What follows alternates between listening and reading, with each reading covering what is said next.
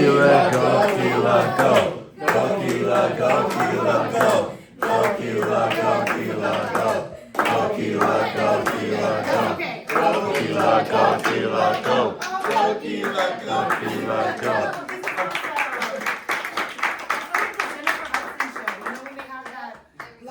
They walk down the middle. Okay. So Akilah, thank you for coming to Making Moves in Miami. Thank you. As being our guest. And so previous, what do you sit down? Sorry, I fit over my purse. Look, it's such a full class. This is awesome. So again, ladies and gentlemen, give a round of applause for Akilah Passe. Let our awesome students at FIU know who you are. Tell them who you are. How do you serve at the office of the mayor? Awesome. So my name is Akilah Passe. I work in the office of Mayor Daniella Levine Cava's office. She's your county mayor. First woman county mayor. Elected twice. So yes. And I'm her engagement coordinator. I'm part of her equity and engagement team. What that means, engagement coordinator, is I'm the person that connects the community with the mayor. So I host her town halls, host her community engagement events. We go out into the community because we want to hear from you guys of what it is that you need, what it is, what resources. And then of course, I want to bring her initiatives into the community and letting them know what's available for them. So, and then I also do a lot of employee engagement.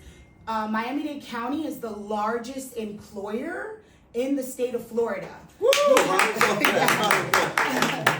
have over 38,000 employees that work in Miami-Dade County. So as you can see, there's a lot of employee engagement.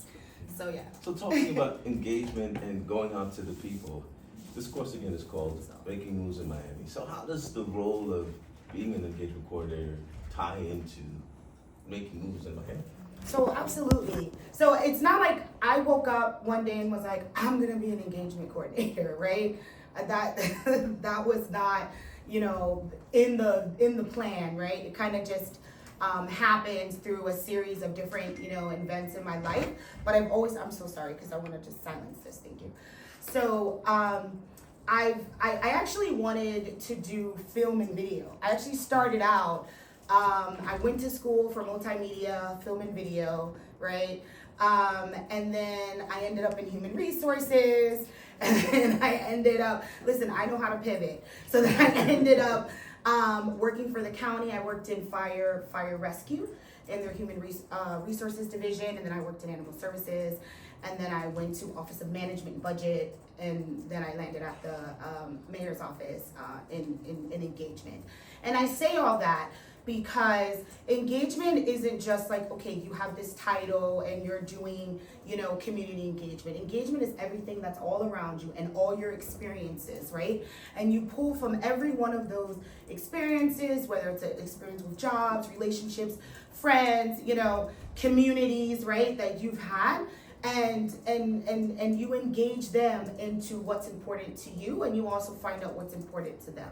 So how this applies to making moves in Miami is that, of course, we know Miami is so diverse, right? And we have all these wonderful communities here. We have all these different perspectives and all these different needs and, resources, right? So how this applies to Miami is that in order for us to bring all these communities together, right, so that we can strive and thrive, we have to be out there and we have to find out what's important to you. What's important to you? Because what's important to you is not necessarily what's important to him, right? And we have to engage and we have to communicate and we have to kind of like bring it all together so that way we can, make it work in Miami as this melting pot, which we are so blessed and fortunate because I tell you, when you have such diverse cultures and such diverse, communities, like that is your richness. Like, as you know, when it comes to, employment and ideals and like things that like keep the communities moving, just because we have all these different backgrounds. If everybody had like the same background and the same thought process, then like we would not be able to advance as much as Miami has advanced. Like we've advanced economically, right? We've advanced, in so many different opportunities. And I think it is because of like all these backgrounds and all these communities coming together. So I hope that kind of answered that question. Quick question for everybody. How many of us would be a little perturbed if we just had salt as our seasoning in our food? Would you be upset? For sure. I'd be a little upset. Why would you be upset if you just had salt in your, look at that face. That's the face I get. If it was just salt in my food. Why would you be upset about having just salt in your food? Because where's the seasoning? Where's the spices? Where's the culture? There's nothing. There's nothing there that represents. What's the word? Sazón completo, like everything seasoning. Yeah. See? I live for that. And we live for that. We live for that engagement, right? Yes. Engagement is about elevation, making moves, right? Adding the different seasonings that make Miami, Miami. And so now we talked about that utopia, right? Engagement is about elevation and adding and adding value and contributing and recognizing each other's contributions. How then do you deal with those who push back against that? How do you say, I don't want to be engaged with because I'm already married? So how do you say that? No, so that's a really good question, and that's all part of the engagement dynamic, right? So the first level, and this is what I always tell everybody, the first level is listen, right? Like if we're all talking, then we're not getting anywhere because we can't hear what anybody else is saying.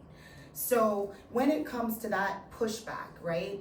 The first thing is just to listen. Like so let me hear you out on what is your perspective and what is your view, right? So you listen and then you're just open because we all have walked different paths and different mouths. So you might learn something and go, you know what? I never thought of it that way. I did not look at it that way. But I can't get to that if I don't even listen to what you say, right? And so that is the first step when it comes to engagement, is just listening to each other and really trying to get to the root of what it is that they're saying.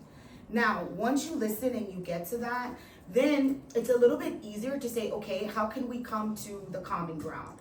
Because even though we're all diverse and even though we all have these, wonderful backgrounds in these wonderful communities, right, that we all come from that are different, but we also have common ground. So once I listen to, what you have to say in your perspective, then I can give you my perspective and we can find a common ground. So that's normally what we do, like, especially when it comes to, engagement with policy and budget and different things, when we talk about in the county and they're like, well, I don't think we need more police, or I don't think we need this. Like, so we have these town halls, right? So first of all, you guys have to show up. Right? Be there, be present, make your voice heard, right? As I was walking up, I saw that they had this display like right outside the Graham Center. So, whatever your view or perspective, whether you disagree or don't, but show up and make that voice heard. It's really important, right? And so then that way, when we have these town halls, we invite the community to come out. You guys come out and you tell us, hey, I disagree with this. Hey, I do agree with this, right? And we listen to you, and then we try to see how we can come into, common ground and how we can apply some of the things that you're saying. And then sometimes we just can't apply it, right? We just can't. But then we can have this open dialogue conversation of why we can't do it. So that's pretty much how we deal with like the pushback. I think the best way to disarm someone, when somebody's ready to like, it's just listen. Just be like, okay, I hear you. All right, I understand. And just, you don't have to combat with combat, right? Because they have a perspective and a point, and you listen to them, and then you give your perspective and point. So that's pretty much how we deal with that. Thank you for that response. Every time you kept saying listen, this month is Black History Month. One of the things that, one of my favorite movies, I'm a movie junkie, as I was telling the class earlier, is Dreamgirls. So if you haven't seen Dreamgirls, how many of you have not seen Dreamgirls? The one with, you have not seen it? That's a shame. Please watch it like as soon as you can. Because there's a character played by Beyonce, and she sings that song because her husband, who's played by Jamie Foxx, wasn't listening, right? And she said, I can't sing, so I'm not gonna do it. But he does say, listen. The song is actually called Listen. The song is called Listen. And that was the very first time I've ever heard Beyonce sing like she sang. Because it came from a place that she wasn't being heard, a place that she wasn't being recognized and acknowledged. And so, how do you then, in the mayor's office, as someone who is involved in engagement, address those who say that they're not being recognized, that they're not being, their challenges are not being met? Yeah, so I'll be honest with you, a lot of times they're right. You know, a lot of times they're right. So, you know, what we do is we do, you know, invite them for the conversation and we hear them out, you know, and we listen and then we find out, you know what, you're right. Like a lot of times when you do listen and you're open, so it's not just, you know, listening just to, you know, you know, kind of like what we do with like our siblings, our kids, like, yeah, okay. So, but when you're doing like that active listening, you know, and you're open, then like sometimes you're like, you know what, you're right. That's a good point, you know. And then we try to see how we can address that, you know, whether it's a community that feels like they haven't gotten attention in like small businesses, right? Whether they feel like they're shut out of certain access or certain resources, you know, or even if it's just some communities who are like, hey, you did a Black History Month event, but you didn't do a Jewish Heritage Month event, you know, and we want that. So, you know, we do bring them into the conversation. And by the way, anybody can meet with the mayor. It's not some like hill in the seventh heaven of whatever. You guys are residents, you guys are community members. You can always contact the office and request a meeting with the mayor. Her schedule is crazy, but we always try to. It may not be the date that you want, and it may be 6 months from now, but we do try to you know, to get those meetings with, you know, residents. If you know, if there is a particular issue that you have, we also have staff that are very knowledgeable that we will meet with you before she will, only because of schedule, you know, and that's our job to do that. But yes, so if there are issues, if there are concerns, we definitely address that. And like I said, that you'll be surprised when you have to sit back sometimes and go, you know what, they have a really good point. They're right. And talking about surprise, so we have different majors. We have communications, we have marketing analysis, we have logistics, and so on and so forth. You talked about going to school for film, right? And then you went to HR, and Yes. now you're in public service. Talk about how what you learned in school for film and HR apply to what you're doing today. So I have my bachelor's in public administration. Okay. So so I have 2 associates in multimedia. I did multimedia film and video, and then I also did computer animation. So I'm heavily into anime and animation and Do the plug things for your like book. that. Do the plug for your book. Oh yes, I did. Thank you. So shameless plug. I did. No, shameful. I'm not saying not shameful, but proud. Proud plug. Proud There you plug. go. There you go. Thank you. So proud plug. I wrote a children's book. It's called Ocean Heroes: Saving the Heart of the Sea.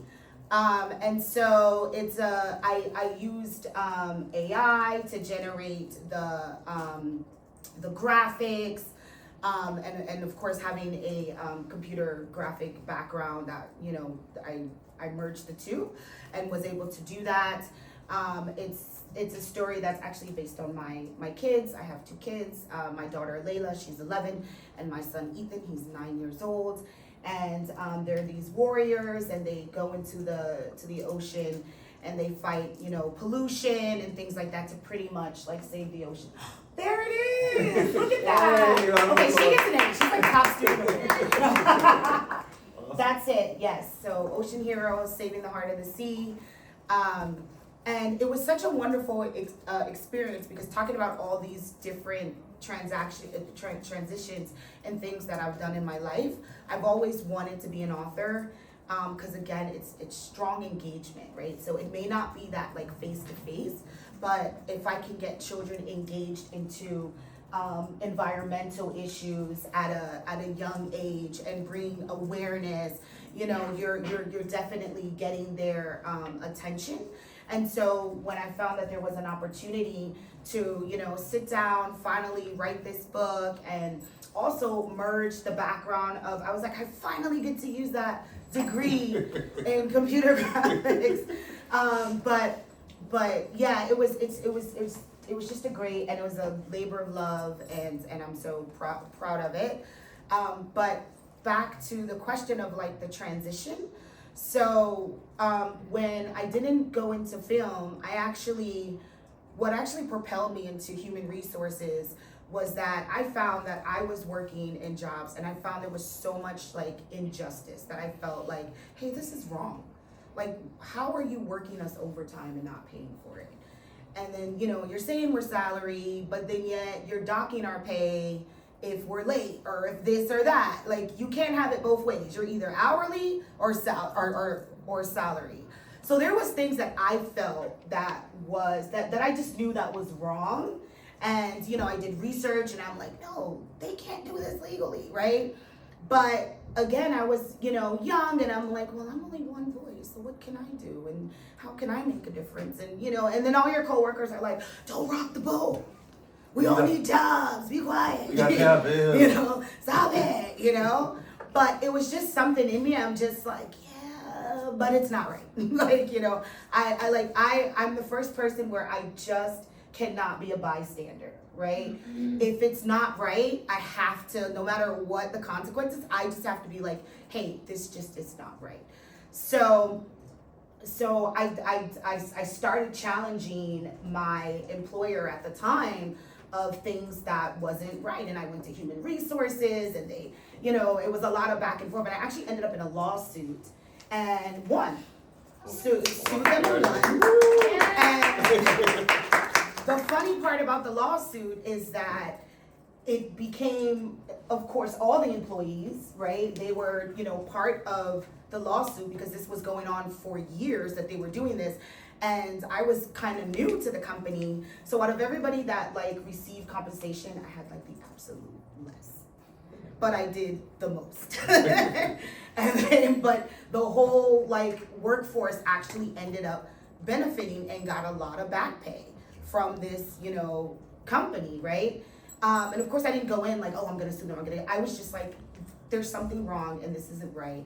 And, you know, one person can make a difference. So once that happened, obviously I no longer had a job at that company, but it really fueled the fire. And I was like, you know what? I'm gonna go into human resources.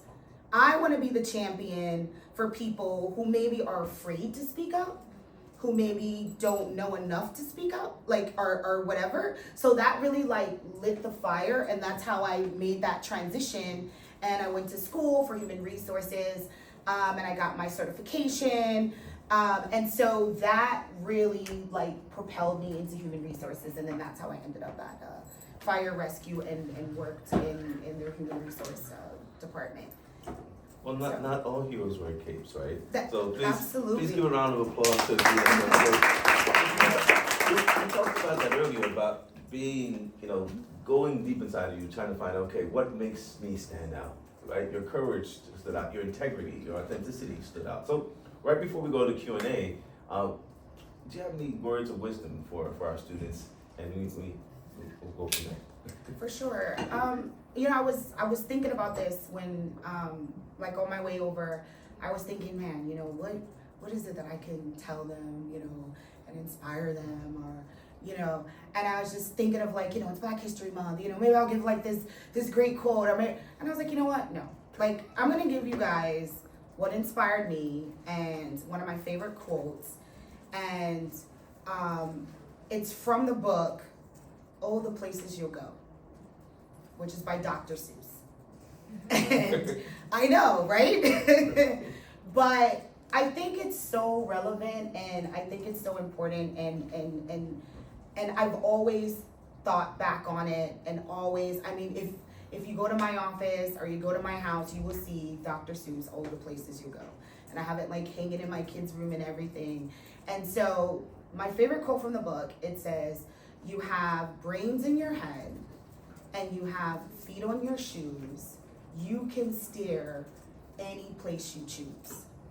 And I know that sounds so simple. Say that one more time. It says you have brains in your head, you have feet in your shoes, you can steer any place you choose. And the reason why I think that's so powerful is because you can do whatever it is that you want to do, whatever you're passionate about, right? You have the mental capability, right, to do it. You have the, it says you have feet in your shoes. You don't need to have the best shoes on. You don't need to have, but you have feet in your shoes. So you have the power and the passion and the mobility to make moves in Miami and to do whatever it is that you choose. Whether you want to have, this grand business, whether you want to, be, like you said, in marketing and by the way, shout out to all the digital marketers out there. Like, I mean, listen, content creation is everything. My daughter, that's all she talks about is content creation. But anyways, so even if that's what you like want to do, and today you guys have like so many opportunities that we didn't even have. Like with the power of social media and the internet and all these things, like there's just so many channels that you don't even have to go through to actually get to where you want to go. But just always remember that if you can think it and you can move it, then you can definitely do it. And you have the power to go anywhere you choose. Awesome. So, Awesome. Dr. Seuss. Dr. guys. Seuss. With that, Great let's philosophy. get a round of applause. But before we go to Q&A, we have something for you. Oh, Ready? We'll stand this way. oh my I gosh. present to you. Oh, you guys are so sweet. So, Gabby, do you mind reading Oh what my it says? goodness. So this is a certificate of appreciation. This certificate is proudly awarded to Akilah Passe, yeah. Passe, sorry. We take great pleasure in presenting this certificate of appreciation to you, our making moves in Miami, Florida International University Honors College guest speaker, Akilah Passe, in recognition of your valuable contribution to our community during the 12th day of February 2025.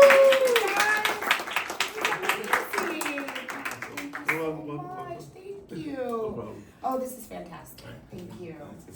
Thank you. No, because the county says I can give one to you because you work for the county. I said, I'm figure it out. That's red tape logistics. Yeah, but you gotta figure it out. Yes. Oh, but thank you. This was so kind. Don't worry. Does anyone have any questions? Let's take about 10 minutes or so to have some questions and then take a 5-10 minute break and then we'll come back. Because today we're talking about failure. So, Ooh. I know. Failure, it's so important. Failure is great because it gives you an opportunity to learn and then get back up. I love it. Exactly. So, Yes. does anyone have any questions? It's KJ, Gabby, and I saw another hand. What was the third hand? KJ, Gabby. Could you tell us about your pivot from HR to fire rescue, like management and budget, to now like community engagement for the mayor's office? Sure, absolutely. So when I was in fire rescue, doing human resources, the funny part about it is that I was doing pretty much the same thing because I was doing employee engagement. So I would be the one that my particular role was if the firefighters had like personal issues, they would come to me and I would connect them to different resources, whether it's counseling, whether it's family issues, things like that. So that was like my role that I was doing in fire rescue. And so when I went to the Office of Management and Budget, they found that people were not engaged in the budget process in the county. So there was very low participation when the mayor would roll out, whatever mayor that it was, would roll out a budget and say, hey, we're having these town halls, come out and be heard. And it literally was hardly any residents. But then when the budget would get passed, then residents would be like, wait a minute, what happened to my taxes, or why didn't I get this? So they actually hired me in the Office of Management and Budget to help them with their engagement, with their community engagement, to get people to understand what's going on in the budget and to participate in the budget process. So I worked there for a while, and then when the current mayor, Mayor Daniella Levine Cava, came into office, she was like, hey, I need an engagement person. So they kind of like poached me from the Office of Management and Budget, which, just another proud plug, not shameless, proud plug, is that's another reason why Miami-Dade County is an amazing place to work, is because it doesn't matter where you start off in the county. It's so big, you can move around to different departments and just grow and grow and grow. And then if you're unsure of like what your passion is, you will find it. You will find it for sure. So. Thank you, Patsy. Thanks. Not really just a question, more like just like go you. The whole like lawsuit thing with like your job. I don't know, I feel like it's cool that you like actually was like, actually, you know, I'm gonna stand up for what's right, I'm gonna do this, and then you ended up like winning the lawsuit. So I feel like a lot of like those like jobs, they're just kinda like, you know, sitting ducks and like just do your thing, just be quiet, just do your thing. At least that's how it goes in like my job. But I thought it was cool that you like took a stand for like what you believed in. You were like, no, like I deserve better, and everybody here deserves better. Thank you. Thank you. Oh, that was cool. Thank you so much for that. And I was only in that job for a month. Only a month? It was only a month. That's awesome. Wow. And that's why they were like, shut up, new girl. Wow. Thank you, Gabby. Any other questions, any thoughts, feedback? Engage, please. Yeah. Is there a time where you have failed Oh. in your career? I'm like, let's see, what time is it of the day today? Maybe this morning? Yeah, absolutely. Like, I don't think that you can ever get to a place of real success. And when I say success for yourself, right? You're not in competition with anybody, you're in competition with yourself, right? And I don't think that you can ever get to a place of real success if you haven't failed. Because that's where you really, truly learn. And that's where you really, truly go, okay, wait a minute, this didn't really work for me. And so, I don't know if you guys believe in signs or anything, but like, I'm a Sagittarius. And a Sagittarius, we're kind of like, we'll try it once, right? So, very just like ambitious, you know what, we'll try it once. So, I have set up like Shopify stores. I have set up like digital marketing stuff. I have done like a whole bunch of, you know, different things. Like, I'm the sucker who will watch something on TikTok and be like, oh, that sounds like that would work. You know, I mean, not really, but kind of. And so but you know what it is? I feel like if I'm not trying, you know what I mean? Then I'm not gonna find it one day. Like, you can't be afraid to fail. You cannot, because that is what you're going to find out, what you're really good at and what you're passionate about, and then, you know, where you should be. So I wouldn't be here today if I haven't had my slew of, you know, failures. I mean, and even in the mayor's office, there's times where I drop the ball, where I'm like, oh yeah, that didn't work out. Yeah, that's not the way I planned it out in my head. You know, and I'm just upfront with it, you know, just be honest about it. Like, hey, yo, that was my bad. I dropped the ball, you know, and then just find the solution for it, you know, and then just take it as a learning lesson. But if you don't fail, then that means you're not doing anything. You're not doing anything. And Gabriel, I have something for you. I asked my wife once, has she ever failed in anything in her life? She's like, no. Well, that's a different answer to a husband. No. It is a different answer. No. It's a different answer. But how many of us, but those of us who are in relationships now, you need to ask your partner that. Because you're like, what? What are you asking me that? They had to have failed. Because if they did not fail in the prior relationship that they were in, they would not be with you today. Very true. That's Okay? very true. I'm just saying. I'm just throwing it out there. Very romantic. It's a weird romantic way to say it, you know. But it might not be a fail. It might be an upgrade. It's an upgrade, Right? Depending on but that depending on the relationship, relationship, it could be an upgrade. It could be an upgrade, but the relationship had to No, fail it did, prior yes, it had in order to. for you to upgrade to where you are. Absolutely. Right? So Absolutely. I'm just saying, if they say they never failed in anything, then you walk away really fast and quick, you know, because that's a narcissist. So stay away from narcissists. Yes. So, For sure. so we got about 3 minutes before 11:30. Do you have any additional questions? No. Yes, sir. What has been one of your most challenging parts in your current job, like working with the mayor and engaging the community? Oh, that is such a good question. I think one of the most challenging things is just getting people to understand why they should care. Yeah. That is so challenging because if you don't care, right, or if you don't know why you should care, then you're not going to engage, right? Then you're not gonna show up, you don't care what they're talking about at the Board of County Commissioners, or you're not interested in whatever. So I think the most challenging part is just getting to why you should care. Because it's hard, and we do kind of live in this society now where it's just me. As long as I'm good, I feel bad for you, but I'm good, right? So it's hard to get people to understand that if she's not good, then truth be told, I'm not good.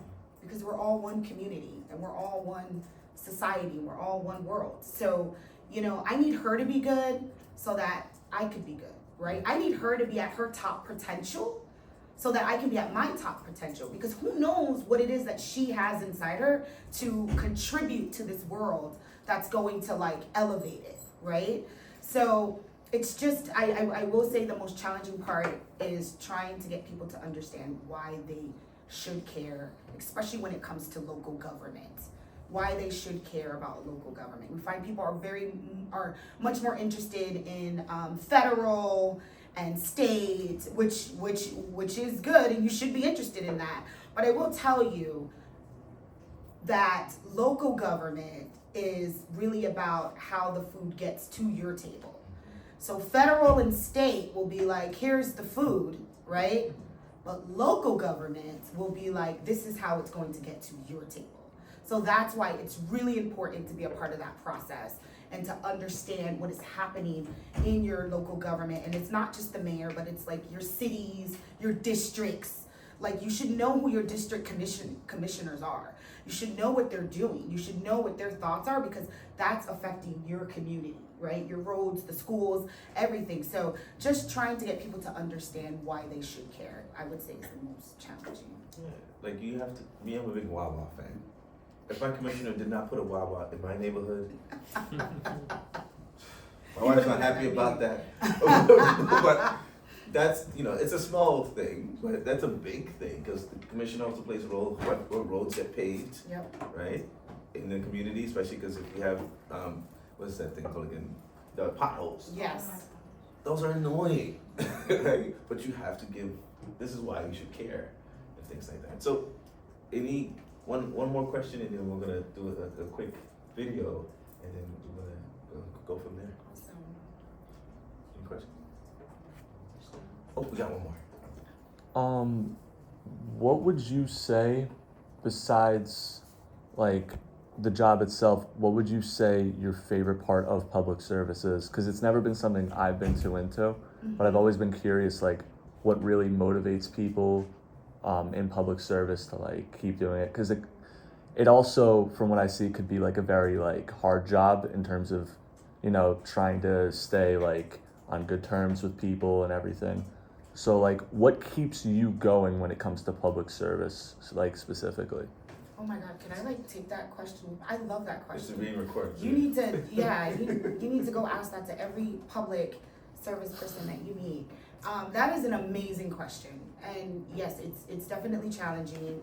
And it's funny because I used to be like you, where I would look at politicians, or I would look at, community activists, right? And I would be like, they're just crazy. There's something not wrong. Not right with them, right? Or they're just power hungry, or they just want to be heard. Like, you know, I used to think that. And until I realized, you know what, there's needs that I have, there's things that my family needs, there's things that my community needs, and they're not being met, and we're not being heard. And so that's when I changed and was like, and just like, you know, back to the point about the job, where I was like, well, somebody's got to say it, you know, and somebody's got to address the elephant in the room, you know, I guess it's going to be me. So I would say, like, the thing is really just the passion of trying to do the right thing, trying to continually make the world a better place. Oh my God, that's my coworker out there. Yeah. Yeah, you gotta let Michelle in. She wants to come in, she can come in. Yeah, tell her to come in. Everybody go, Michelle. Go, So this is Michelle Johnson. She's also part of the mayor's equity and engagement team. Her role is faith-based and community-based organization. So she works with all interfaith in Miami-Dade County and all the community-based organizations. But yes, so it's really just about passion, just to kind of wrap that up, because I do think that was an amazing question.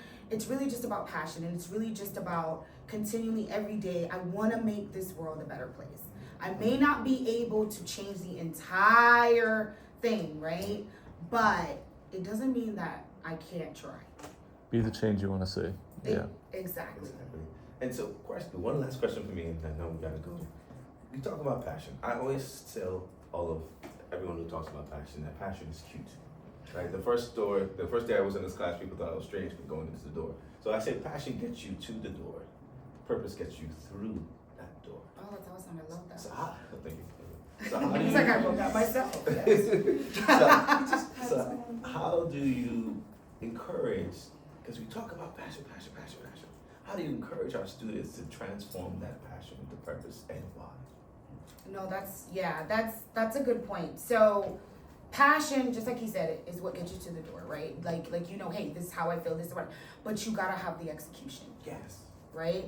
So it's great to be passionate. You see people out there, yeah, and then they kind of just like fall off and drift out, right? But there's not a lot of people that follow up with the execution, you know?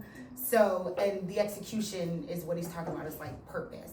So they are two separate things, but I think you need the passion to find out what the purpose is. So I don't think you can have either, like, I don't think you can have purpose without passion, and I don't think you can have passion without purpose, right?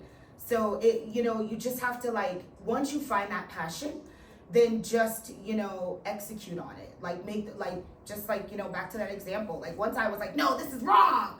And I was like, man, now I gotta be the one to follow through. You know what I mean? And it may be hard to do, right? It may be challenging and it may be really hard to do, but the hard to do stuff are the people that we talk about this month in Black History Month.